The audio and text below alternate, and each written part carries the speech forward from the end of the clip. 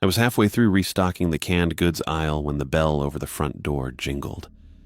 I looked up to see a woman I didn't recognize standing just inside the entrance, glancing around with that particular look people get when they're in an unfamiliar place. She held a folded piece of paper in one hand and kept tucking her hair behind her ear with the other. The new elementary school teacher. I'd heard she arrived in town last week, but this was my first time seeing her in person. She wore a simple blue dress and practical shoes, sensible for someone who'd be on their feet all day with kids. Oscar caught my eye from behind the register and nodded toward her. "Jorge, can you help the lady out? I need to finish these invoices." I set down the can of beans I'd been holding and walked over to her. "Hi there. Can I help you find something?" She looked relieved. "Yes, please. I'm Annie Hansen, the new teacher at Millbrook Elementary. The school gave me this supply list, but I'm not sure where to find half these things." She handed me the paper. "Nice to meet you, Annie. I'm Jorge Stark. Let me show you around." I led her through the store, grabbing items from her list: construction paper, markers, glue sticks, and other classroom supplies.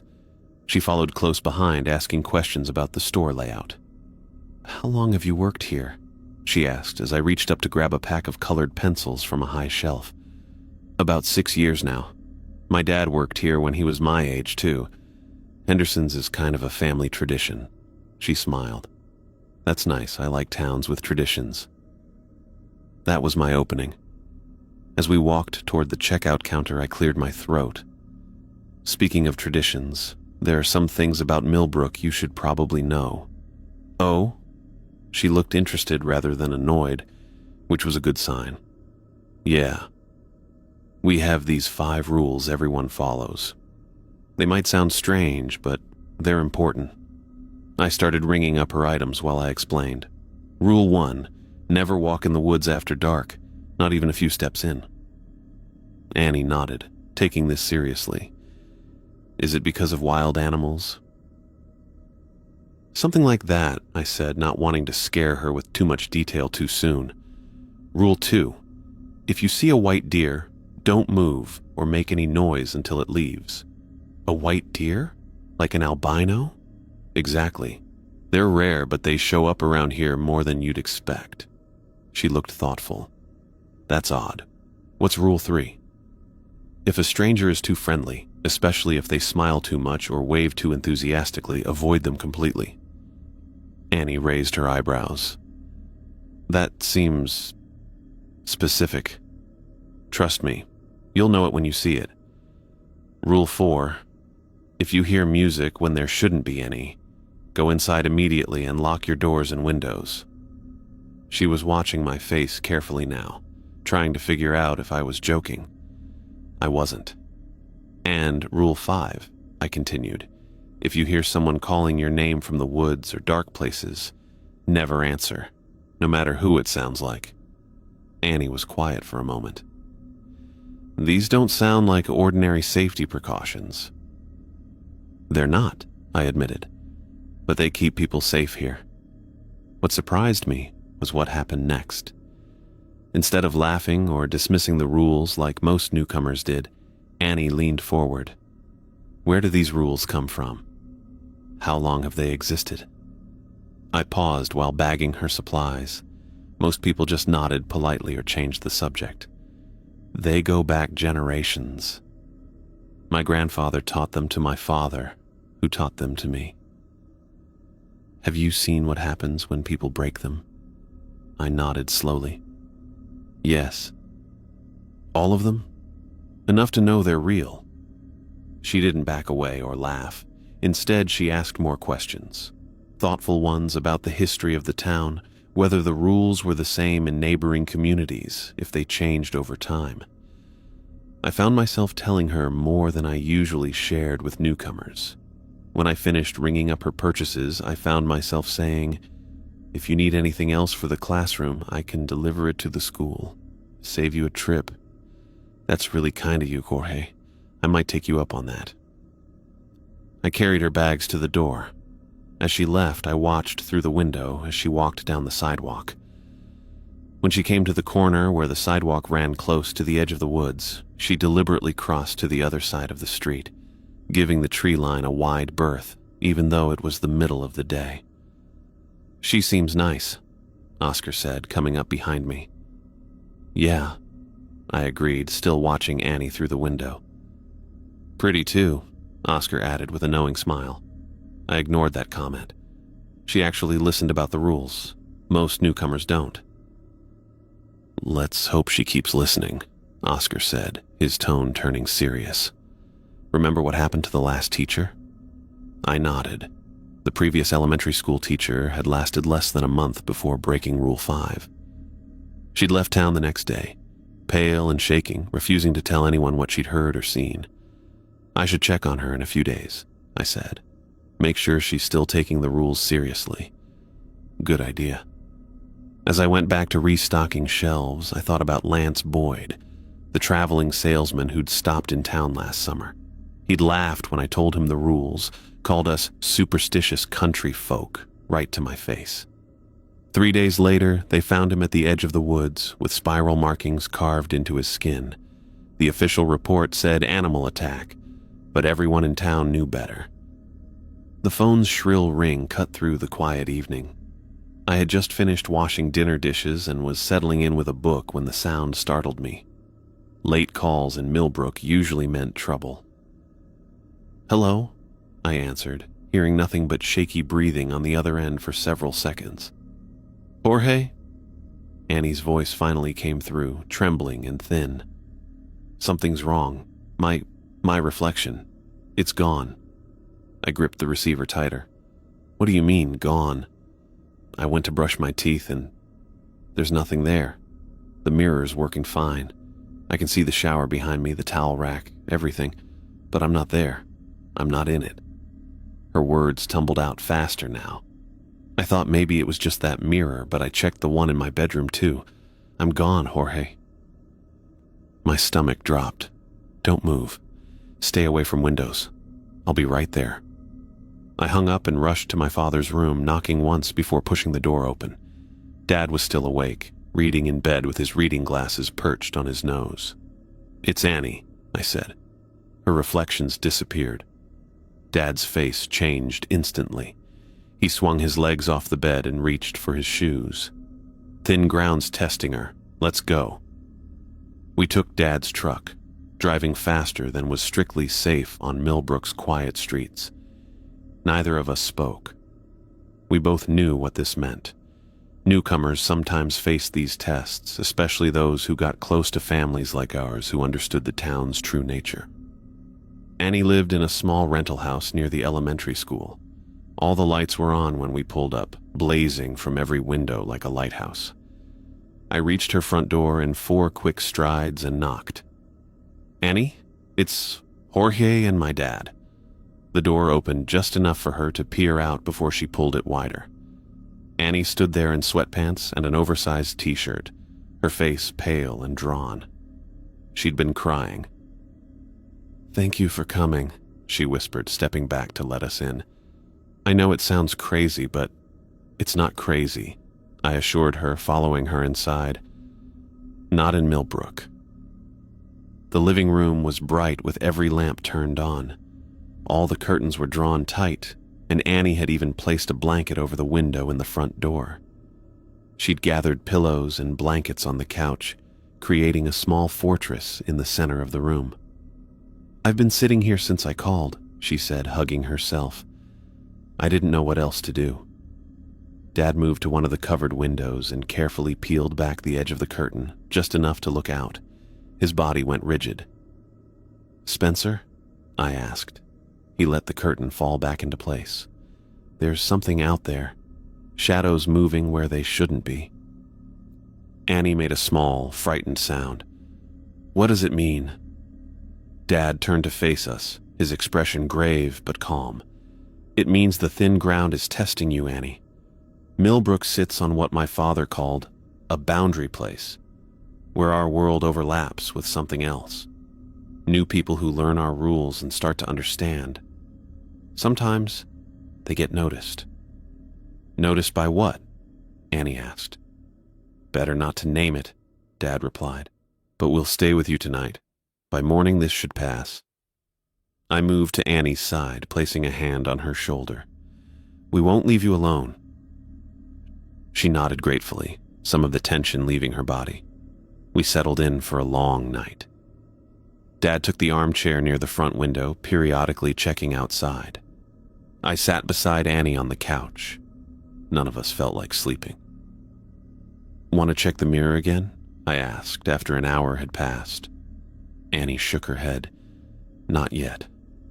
I'm scared of what I might not see. Around 2 a.m, we heard scratching at the back door. Not like an animal trying to get in. More deliberate, almost like fingernails dragging slowly across the wood. Dad and I exchanged looks. Annie pulled her knees to her chest. Don't open it, Dad said unnecessarily. Don't even acknowledge it. The scratching continued for nearly 20 minutes before stopping abruptly. At 4, the lights flickered 3 times but stayed on. Annie reached for my hand and held it tightly. Tell me something normal, she whispered. Something that has nothing to do with any of this. I thought for a moment. When I was 10, I decided the store needed a pet cat to catch mice. I found a stray kitten and hid it in the storage room for 3 days, before Oscar discovered it had shredded an entire case of paper towels. Annie's laugh was small but genuine. Did you get to keep it? No, but Mrs. Winters down the street took him in. Named him Shredder. We traded stories through the night, keeping our voices low. Dad remained vigilant, checking windows periodically and reporting that the shadows still moved in patterns that didn't match any light source. Finally, the first gray light of dawn filtered through the edges of the curtains. Dad stood and stretched. Sunrise, he said. Annie, would you like to check now? Annie hesitated, then nodded. I walked with her to the bathroom, waiting outside the door. Jorge, she called after a moment, her voice lifting with relief. I'm back. When she emerged, color had returned to her face. It's normal again. I can see myself. Dad was already in the kitchen when we returned. The shadows are gone too, he reported. You made it through, Annie. What happens now? She asked. Now we eat breakfast, Dad said practically. You got eggs? While Dad cooked, Annie sat at her small kitchen table, looking exhausted but relieved. I made coffee, moving around her kitchen with growing familiarity. I should tell you something, Annie said quietly as I set a mug in front of her. Last week, I almost broke Rule 2. I paused. The white deer? She nodded. I was supervising recess and saw one at the edge of the playground. I started walking toward it. I don't even know why. Then I remembered what you told me and stopped. It watched me for a minute, then disappeared back into the trees. You did the right thing, I said, feeling a wave of protectiveness. The rules matter, Annie. They keep people safe. I know that now, she said, wrapping her hands around the warm mug. I really know. Dad set plates of scrambled eggs in front of us. The Thompson family, Jorge's mother's side, they've been keeping these rules alive for generations. My father-in-law made sure I understood them when I married into the family. I want to learn more, Annie said, about the town, the rules, all of it. I'll teach you, I promised, everything I know. After breakfast, with sunlight now streaming through the windows, the night's events felt almost dreamlike. But the serious look in my father's eyes reminded me it had been very real. We helped Annie clean up, and I made sure she felt safe staying in the house alone. Call if anything else happens, I told her. Anything at all. I will, she said, looking steadier now. Thank you both for coming. Outside, as we walked toward Dad's truck, I spotted someone watching us from across the street. Roger Ford stood on the sidewalk, smiling broadly. When he saw me notice him, his smile widened even further. Too wide, too eager, and he waved with exaggerated enthusiasm. Rule 3 flashed in my mind. Avoid overly friendly strangers who smile or wave too much. I grabbed Dad's arm and steered him toward the truck. "Let's go, now." "What is it?" Dad asked, then followed my gaze. His expression hardened. "Get in the truck, Jorge." Ford kept waving, his smile fixed and unnatural as we pulled away from the curb. I got off the phone with Sheriff Barry, my hand still shaking a little. I had just finished telling her everything about Roger Ford, the way he smiled too wide, how he waved with that unnatural enthusiasm, and most importantly, how he perfectly fit the description of Rule 3. Avoid overly friendly strangers who smile or wave too much. "I know it sounds strange," I said before hanging up, "but in Millbrook, these things matter." Sheriff Barry had listened carefully, taking notes without judgment. She promised to look into Ford's background, though I could tell she was being professional rather than truly believing my concerns about the rules. 3 days later, my phone rang while I was restocking the fishing tackle display at Henderson's. "Jorge, Jade Barry here. You were right about Ford." I stepped away from the display, lowering my voice even though no customers were nearby. "Right how?" "His real name is William Brennan. He's wanted in 3 counties across Montana and Idaho for running confidence schemes on elderly residents. Apparently, he moves into small towns, gets friendly with vulnerable seniors, and then cleans out their bank accounts." A chill ran through me that had nothing to do with the store's air conditioning. "Has he hurt anyone here?" "Not yet. We picked him up this morning. Found fake IDs, credit card skimmers, and documentation on at least 4 of our older residents. You might have saved Mrs. Holloway from losing her life savings." After hanging up, I leaned against the counter, relief washing over me. The rules had protected us again. This time it wasn't anything supernatural, just a garden-variety criminal, but Rule 3 had still kept us safe. Oscar noticed my expression and raised an eyebrow. "That con artist, Ford, or Brennan actually, Sheriff Barry just arrested him." Oscar nodded, unsurprised. "The rules don't distinguish between human predators and the other kind. They just keep us safe." I spent the rest of my shift feeling validated. The other employees had noticed Ford's excessive friendliness too, but I was the one who took it seriously enough to call the sheriff. Maybe I really was growing into my role as a guardian of Millbrook's traditions. My satisfaction lasted exactly 4 hours and 26 minutes. I was helping a customer find canning supplies when my phone vibrated. Annie's name flashed on the screen and something in my gut tightened. "Jorge." Her voice was barely above a whisper. "There's a white deer near the playground. I'm following Rule 2, but some of the kids are getting restless. How long do I need to stay still?" My heart jumped to my throat. "Don't move, I'm on my way." I quickly explained the situation to Oscar, who immediately waved me out the door. "Go. White deer don't show up by accident." I drove to the elementary school faster than was strictly legal, parking haphazardly in the fire lane. The playground was visible from the parking lot, a flat expanse of equipment and wood chips bordered by the beginning of the forest that surrounded most of Millbrook. Annie stood at the edge of the playground, her body completely rigid. About 20 feet away, a magnificent white deer grazed peacefully on the grass between the playground and the tree line. Its coat wasn't the dingy off-white of an albino, but a pure, luminous white that seemed to glow even in the afternoon sunlight. I approached slowly, careful not to make sudden movements or sounds. When I reached Annie, I whispered, "Where are the kids?" "Inside," she breathed back, barely moving her lips. "I told the assistant teacher to take them in for an early art period." Smart woman. I stood beside her, adopting the same frozen posture, and we watched the deer together.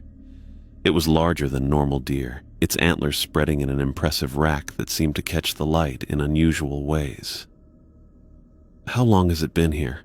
I asked, my voice barely audible. "About 20 minutes before I called you."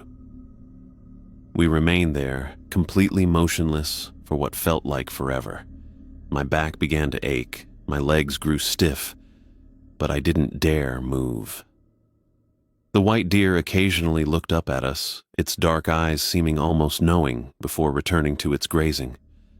Nearly an hour passed before the deer finally lifted its head, gazed at us for one long moment, and then turned and walked unhurriedly into the forest, disappearing among the trees. Annie let out a long breath and sagged against me. My legs are killing me. I put an arm around her shoulders. You did exactly right. That's not a normal deer. I gathered that. She rubbed her calves. What would have happened if I'd moved? I don't know specifically, I admitted, but nothing good. That evening, I took Annie to meet Josephine Knapp, one of our town elders who knew more about Millbrook's history and rules than anyone else alive. Josephine lived in a small house near the town center, its walls lined with books and strange artifacts collected over her 70 years. A white deer at the school, Josephine said, pouring tea for us. That's significant. It's watching. Testing. Testing what? Annie asked. You, Josephine said simply. Newcomers who learn the rules sometimes attract attention. I leaned forward. Annie followed Rule 2 perfectly. She didn't move until the deer left. Josephine nodded approvingly. Good. Your Uncle Jeff wasn't so wise. This was news to me. Uncle Jeff saw a white deer? 15 years ago. He was hunting out of season, saw a white deer, and shot at it. Josephine shook her head. He missed, thankfully, or things would have been even worse. What happened to him? Annie asked. Josephine sipped her tea. First, his truck broke down on the way home. Then his house caught fire, not enough to destroy it, just enough to make it unlivable for months. His dog ran away. He lost his job when the lumber mill closed unexpectedly. Finally, he fell and broke his leg in 3 places while repairing his roof. I remembered some of this, but I'd been only 14 when Uncle Jeff left town. I hadn't connected it to the rules. After the leg, he left Millbrook, Josephine continued. Said the town was cursed. I tried to explain he'd brought it on himself by disturbing the white deer, but he wouldn't listen. We thanked Josephine for the information and left as darkness fell. I suggested dinner at the diner, and Annie agreed. The meal was comfortable, both of us processing what we'd learned from Josephine. It was fully dark when we left the diner. The walk to Annie's rental house wasn't long, just 4 blocks through the center of town before reaching the residential area near the school. The night was clear, stars visible above the streetlights, and the air had that early autumn crispness that made walking pleasant. We were passing the gap between the hardware store and the old post office building when I heard it. Jorge. I froze mid-step. The voice had come from the darkness between the buildings, a voice I recognized instantly despite not having heard it in 15 years. Jorge, I need your help. It was my grandfather Roger's voice, exactly as I remembered it. The slight gravel, the particular way he pronounced my name with the emphasis on the first syllable. But my grandfather had been dead for 15 years. Jorge, please, I'm hurt. Annie's hand clamped around my arm, her fingers digging in. Rule 5, she whispered urgently. Don't answer. The voice came again, more insistent. Jorge, I know you can hear me. Why won't you help me? Every instinct in my body screamed to respond, to help the voice that sounded exactly like my grandfather. My mouth opened, words forming on my tongue. Annie's grip tightened painfully. It's not him, she hissed. Remember Rule 5. We started walking again, faster now, away from the voice. But it followed us, seeming to move from shadow to shadow along our route. Jorge, why are you ignoring me? Jorge. The voice grew angry, the familiar tones of my grandfather twisting into something else, something with an edge that made my skin crawl. Jorge, answer me! Annie pulled me along, practically running now. I felt a pressure building in my head, an overwhelming compulsion to turn around, to answer the voice, to help my grandfather. The urge was almost physical, like hands pushing against my back. "Almost to my house," Annie panted. "Don't look back, don't answer." The voice continued calling, each repetition of my name more distorted and angry than the last. Without Annie's presence, I'm not sure I could have resisted the urge to respond. My name followed me everywhere. For 3 straight nights, it floated through the darkness, calling with Grandfather Roger's voice. I heard it from the woods behind Henderson's, from the alley beside the post office, even from the empty lot across from my house. "Jorge," it would whisper, sounding exactly like him. "Jorge, I need you." Each time I walked faster, clenching my jaw against the urge to answer. My skin crawled with the knowledge that something was watching me, waiting for me to break Rule 5. On the 3rd night, I barely slept. I lay awake listening for my name, jumping at every creak of the old house. When morning finally came, I stumbled into the kitchen to find Dad already at the table, dark circles under his eyes. "You heard it again last night," he said, not a question. I nodded, pouring coffee into the largest mug we owned. 3 nights in a row now. Always sounds like Grandpa Roger. Dad stared into his own cup. "When I was about your age, I went through the same thing. For me, it was my brother's voice. He died when we were kids." He looked up at me, went on for nearly 2 weeks. 2 weeks? The thought of enduring this for 11 more days made my stomach turn. "How did you make it stop?" "I didn't. It just ended. Your grandfather said I passed some kind of test." I was about to ask more when my phone buzzed with a text from Oscar asking if I'd be late. I grabbed my jacket and keys, promising Dad we'd talk more later. The morning at Henderson's passed in a blur. I kept checking my phone, half expecting Annie to report some new strangeness. Around noon, I was restocking the freezer section when I heard it. "Jorge!" The voice came from behind the ice cream display. "Jorge, help me!" I dropped the box of frozen peas I was holding. The voice, in broad daylight. I glanced around wildly, but the only other person in the aisle was Mrs. Holloway examining frozen dinners. "Did you hear that?" I asked her. She looked up, confused. "Hear what, dear?" The voice came again, this time from the back storeroom. "Jorge, please." I backed away, bumping into a display of cereal boxes. Oscar appeared from behind the counter, frowning at me. "Everything okay?" I shook my head slightly, not wanting to frighten customers. "It's happening during the day now." Understanding dawned on his face. He nodded toward the door. "Go see Josephine. I'll cover here." 20 minutes later, I sat in Josephine Knapp's cluttered living room, hands wrapped around a mug of tea I hadn't touched. I'd just finished explaining everything. The voice, how it now followed me in daylight, how perfectly it mimicked my grandfather. Josephine listened without interrupting, occasionally nodding as if confirming something she already knew. When I finished, she set down her own tea and leaned forward. "Millbrook isn't like other places, Jorge. We sit on what my grandmother called thin ground, a place where our world overlaps with something else." "Something else?" I repeated. "I don't have a better name for it. No one does.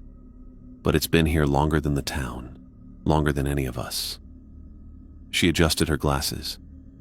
"The rules exist because people noticed patterns, what attracted attention from the other side, and what kept us safe." I thought about Annie's missing reflection, the white deer, the unnatural shadows. Why is this happening to me specifically? "Because you're a Thompson," she said simply. "On your mother's side. The Thompson family has served as guardians of Millbrook for generations. Your grandfather did it. Your father did it for a while. Now it's testing you." "Testing me for what?" "To see if you'll uphold the rules, to see if you'll protect the town." She reached out and patted my hand. The calling of your name will continue until you're accepted or until you break. I drove home with Josephine's words echoing in my head. When I got there, I called Annie and asked her to meet me at the house. Dad was already home, and I filled them both in on what Josephine had told me. "So, what do we do?" Annie asked. "Just wait it out?" I shook my head. "I don't think waiting is the answer. If this is a test, maybe I need to prove something." Dad looked at me carefully. "What are you thinking?" "I'm thinking we need to gather everyone, the whole town." I stood up, suddenly certain. If this is about protecting Millbrook, then let's make it official. The next day, Sheriff Barry helped us spread the word. By 7 that evening, the community center was packed with nearly every resident of Millbrook. People sat in folding chairs, stood along the walls, whispered to each other about why they'd been called. I recognized faces from Henderson's, the diner, the hardware store, people who'd lived here all their lives alongside newcomers who'd arrived in recent years. Annie sat in the front row next to Dad. Josephine was there too, nodding encouragingly. Sheriff Barry stood by the door, arms crossed. Oscar had closed the store early to attend. As I walked to the front of the room, the murmuring died down. I cleared my throat, suddenly aware of how quiet it had become. "Thank you all for coming," I began. "Most of you know me. I'm Jorge Stark. I work at Henderson's. My family has been in Millbrook for generations." I paused, looking out at the sea of faces. We all know Millbrook has rules. They might seem strange to outsiders or newcomers, but they keep us safe. Tonight I want to make these rules clear for everyone. As I spoke those words, the temperature in the room dropped noticeably. Several people pulled their jackets tighter, looking around in confusion. I continued anyway. Rule number 1. Never walk in the woods after dark. The lights flickered briefly. On the wall behind me, shadows began to move in ways that didn't match the people casting them. Rule number 2. If you see a white deer, don't move or make noise until it leaves. The cold intensified. I could see my breath now, forming clouds in front of my face. Annie's eyes widened, but she gave me a small nod to continue. Rule number 3. Avoid overly friendly strangers who smile or wave too much. A pressure began building in the room, not physical, but something I felt in my mind, pushing against my thoughts, trying to make me stop talking. Several people near the back stood up as if to leave, then sat back down, looking confused. Rule number 4. If you hear unexplained music, go inside and lock your doors and windows. The shadows on the walls grew darker, stretching into impossible shapes. One formed what looked like a hand reaching toward me. I felt sweat breaking out on my forehead despite the cold. Rule number 5. I said, my voice growing stronger, despite the pressure trying to silence me. Never answer if someone calls your name from the woods or dark places.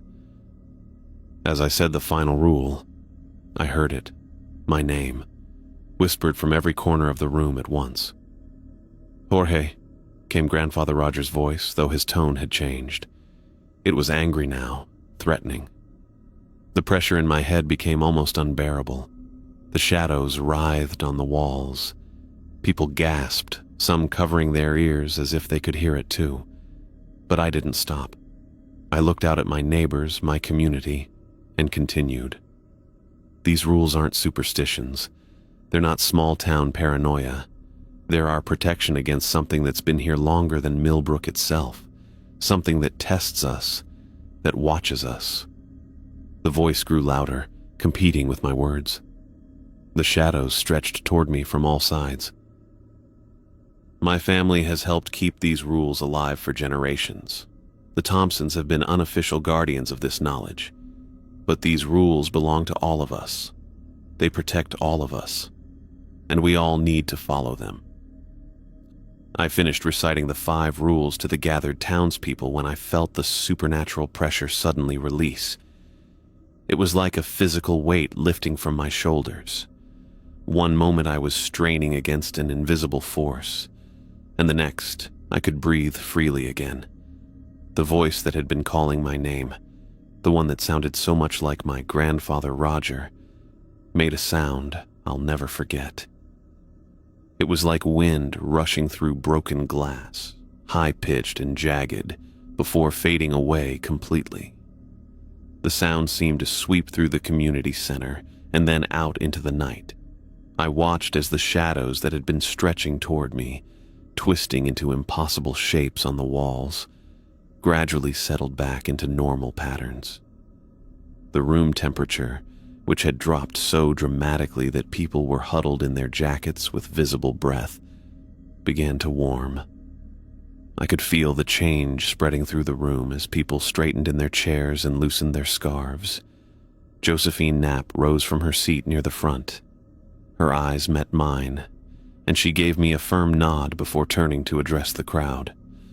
"The test has passed," she announced, her voice carrying clearly through the now quiet room. "What you've witnessed tonight is proof of what the Thompson family has protected us from for generations." As people began to file out, several of the older residents approached me. Mrs. Holloway, who must have been in her 80s, took my hand between both of hers. "Your grandfather would be proud," she told me. "Thank you for continuing the Thompson tradition." Mr. Peterson, who owned the hardware store, clapped me on the shoulder. "Your mother's family has kept this town safe longer than any of us have been alive," he said. "Good to see you stepping up." I hadn't expected this reaction. I'd been so focused on getting through my speech, on fighting against whatever was trying to stop me, that I hadn't considered what would come after. The acknowledgement felt both strange and right. Dad waited until most people had left before approaching me. He didn't say anything, just pulled me into a brief, tight hug. When he stepped back, I could see moisture in his eyes. Annie was the last to approach. She'd stayed seated while others filed out, watching the interactions with a small smile. "That was something else," she said, standing to join me. "Are you okay?" "Yeah," I said, surprised to find it was true. Better than I've been in weeks, actually. We walked out of the community center together. Outside, the night air felt different. I paused at the bottom of the steps, looking toward the edge of town where the forest began. The woods had seemed menacing for as long as I could remember, especially at night. There was always a sense that something was watching, waiting. But now, the trees stood quiet and still, no longer projecting that feeling of malice toward the town. "The woods seem different," Annie said, following my gaze. "You feel it too?" I asked. "Less angry," she said, searching for the right word. "Like whatever was there has backed off." Dad drove us home, and for the first time in weeks, I went to bed without dreading what I might hear in the darkness. No whispers came from the corners of my room. No voice called my name from outside my window. I slept deeply and dreamlessly until morning light filtered through my curtains. When I made my way to the kitchen, Dad was already gone. He'd left a note saying he'd headed out early to help the Wilsons with a plumbing issue.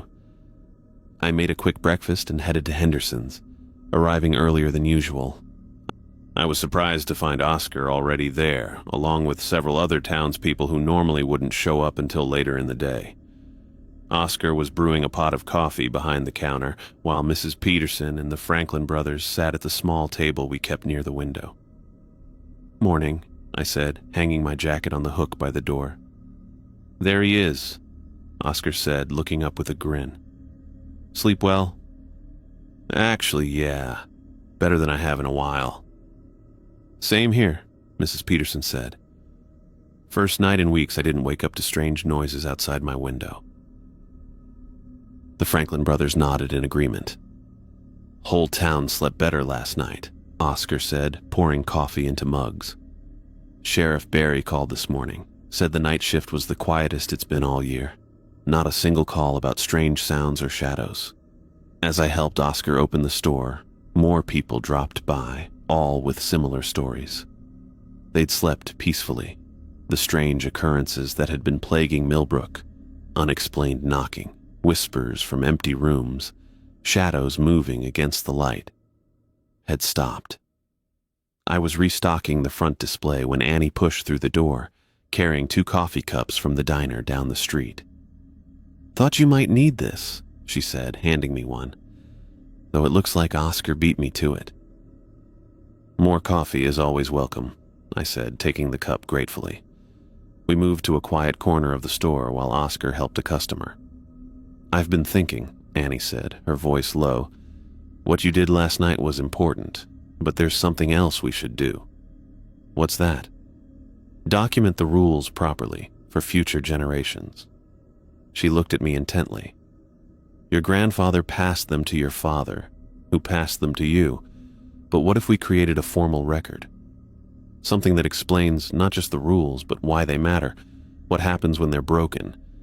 Real examples like your Uncle Jeff and the white deer." I considered her suggestion. The Thompson family had always passed the rules down orally, from one generation to the next, but Annie was right. A written record would ensure nothing was lost or forgotten. "That's a good idea," I said. "We could talk to Josephine, see if she knows more about the history, and there might be other families in town with stories we don't know about." Annie smiled, clearly pleased I'd agreed with her suggestion. "I think it's important," she said. "These rules have protected Millbrook for generations. They should be preserved." I nodded, feeling the weight of my family's legacy settle more comfortably on my shoulders. I'd truly inherited the role of guardian, not just of the rules themselves, but of the town's safety. And for the first time, that responsibility didn't feel like a burden. It felt right. I spent the next several months working with Annie and Josephine to document Millbrook's 5 rules. What started as a simple project grew into something much more meaningful than I'd expected. We established a routine: Tuesday and Thursday evenings at Josephine's house, surrounded by her collection of local artifacts and historical records, and Saturday mornings interviewing town elders. Annie brought a teachers' organization to our efforts. She created files for each rule, subcategorized by decades, with cross-references to specific incidents. Her kitchen table disappeared under stacks of notes and recordings. I'd never seen someone take to Millbrook's peculiarities with such dedication. "These stories need to be preserved properly," she told me one evening as we walked back from interviewing Mrs. Holloway, who'd shared a harrowing account of music playing from empty fields in 1972, not just for newcomers, but for the children born here who might take the rules for granted. The oldest residents opened up to us in ways that surprised me. Mr. Finch, at 93, the oldest person in town, invited us into his living room filled with black and white photos dating back to when Millbrook was just a cluster of buildings around a sawmill. "My grandmother saw the white deer 7 times in her life," he told us, voice cracking with age but eyes sharp with memory. "Said it was always before something big happened. Last time was 3 days before the mill fire of 1938. Each interview revealed patterns I'd never noticed growing up. The supernatural tests came in cycles, intensifying every few decades before subsiding again. The most recent uptick had started around the time I took over at Henderson's, culminating in my public recitation of the rules. Josephine's contribution proved most surprising. On a cool autumn day, she led us to a series of caves in the hillside beyond the North Woods, accessible only by a narrow trail that wound between ancient oak trees. "The Thompson family weren't the first guardians," she explained as we followed her surprisingly spry pace up the path. "They were simply the ones who understood the importance of maintaining the knowledge." Inside the main cave, she shined her flashlight on a series of markings etched into the stone wall. The symbols looked nothing like English, yet contained distinct patterns that repeated in 5 separate groupings. "These date back at least 500 years, Josephine said, "made by people who lived here long before Millbrook existed."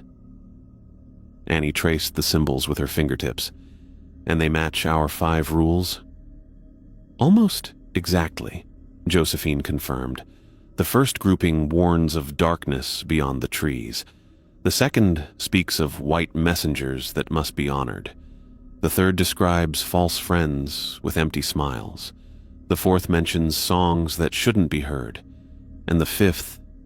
She paused, her flashlight illuminating the final set of symbols. The fifth warns never to answer when the voices call your name. I took photos of the markings to include in our documentation, feeling a chill that had nothing to do with the cave's temperature. Whatever watched over Millbrook had been here long before any of us. The most personal discovery came when Dad brought down a box of Grandpa Roger's belongings from our attic. Inside, wrapped in faded cloth, we found 5 leather-bound journals spanning from 1962 until his death. I never knew he kept these, Dad said, handling them carefully. He was always private about his role as guardian. The journals detailed every supernatural occurrence Grandpa Roger had witnessed or been told about. White deer sightings, mysterious music, voices calling from the woods, shadows that moved against the light, all documented with dates, times, and outcomes. He'd also recorded the names of those who broke the rules and what happened to them afterward. Most fascinating were his entries about my Uncle Jeff. Grandpa had tried repeatedly to warn Jeff about the consequences of his actions, only to be dismissed as superstitious. The entry from the day after Jeff shot at the white deer was particularly heartbreaking. My son has challenged what should not be challenged. I fear for what comes next. Annie and I grew closer through our work. The shared purpose brought us together in a way ordinary dating never could have. We spent evenings reading Grandpa's journals aloud to each other or comparing notes from our interviews. Sometimes we'd stay up talking until dawn about what it all meant, the thin ground, the ancient presence, our place in it all. One rainy Sunday in April, as we sorted through photos of the cave markings at her kitchen table, Annie looked up at me.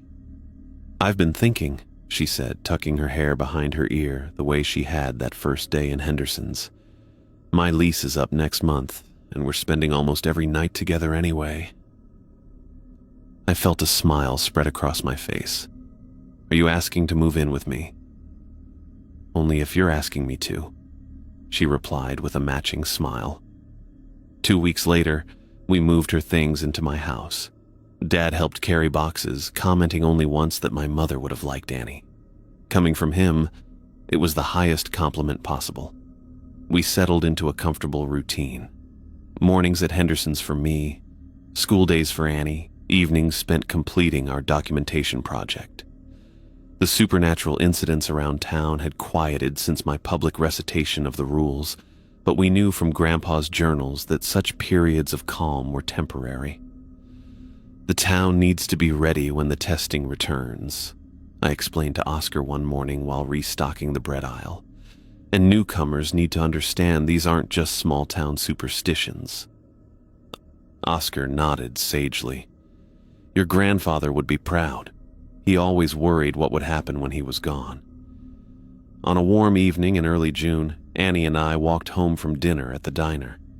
The sun hung low in the sky, casting long shadows across Main Street as we turned onto the residential road leading to our house.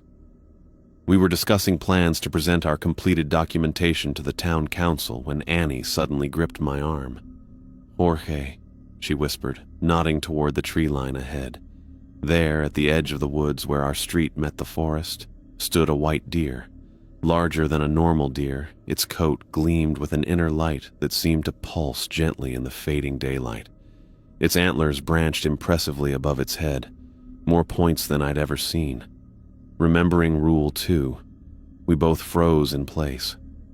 I could feel Annie's hand tightening on my arm as the deer regarded us with unnaturally intelligent eyes. For several minutes, we stood motionless as the deer watched us. Then, to my astonishment, it began walking toward us. In all the stories I'd heard, in all of Grandpa's journals, the white deer had never approached humans directly. The deer stopped just a few feet away, its eyes, dark and knowing, fixed on mine. Then it lowered its head and stepped forward again, stretching its nose toward my hand. I remained perfectly still as the deer's soft muzzle touched my skin, its warm breath ghosting across my fingers. The contact lasted only seconds before the deer pulled back, gave what almost looked like a nod, and turned unhurriedly back toward the woods. We watched in silence as it disappeared among the trees, its white coat visible through gaps in the foliage until it vanished completely. "What just happened?" Annie whispered, still not moving. "I don't know," I admitted, "but I think we need to tell Josephine."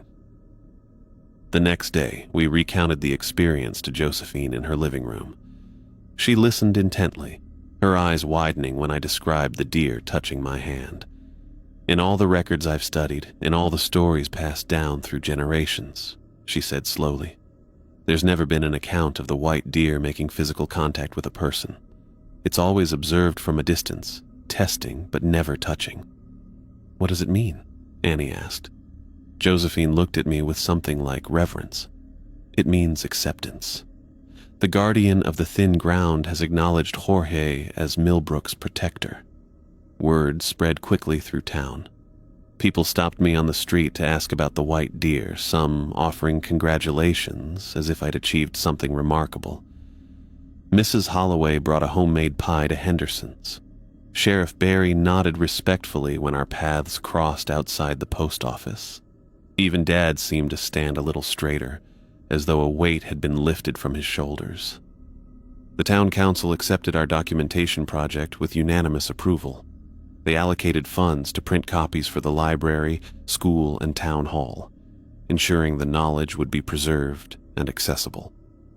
Mayor Wilson formally recognized Annie and me as the keepers of Millbrook's traditions, a title that had never officially existed but everyone understood. On the first day, the printed copies were available. I hung a framed version of the 5 rules on the wall near Henderson's entrance, where newcomers would see them immediately upon entering. Oscar helped me position it just right, stepping back to admire our work. "Perfect spot," he said.